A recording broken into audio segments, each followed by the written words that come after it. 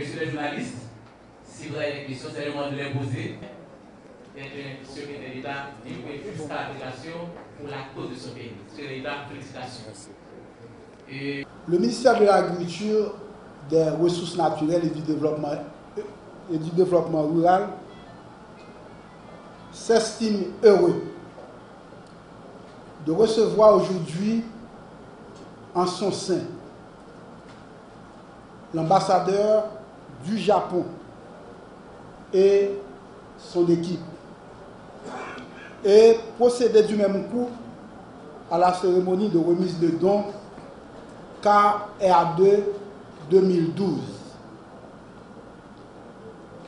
En réalité, cette coopération entre le gouvernement de la République d'Haïti et celle du Japon ne date pas d'aujourd'hui. Un long parcours est déjà fait et les résultats sont tangibles. En effet, cette coopération a vu le jour en 1967 à partir d'un accord international impliquant les pays du Nord produisant les céréales dont l'objectif était d'aider les agriculteurs des pays du Sud en situation précaire. Remise de l'engrais relatif au projet de sécurité alimentaire pour les agriculteurs défavorisés, KR2. Dans le cadre de ce projet, le gouvernement du Japon mis à la disposition du gouvernement haïtien à titre de don un montant total de 370 millions de yens, soit environ 4 500 000 dollars américains.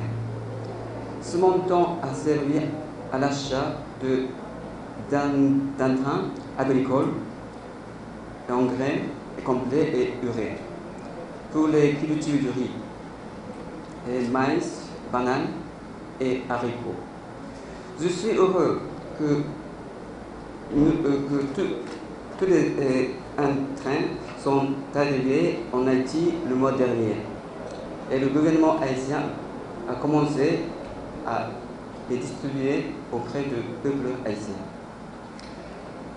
Dans le contexte économique mondial difficile que nous connaissons aujourd'hui, la solidarité entre nos deux peuples est plus que jamais nécessaire, d'autant plus que l'agriculture représente 58% des emplois en Haïti.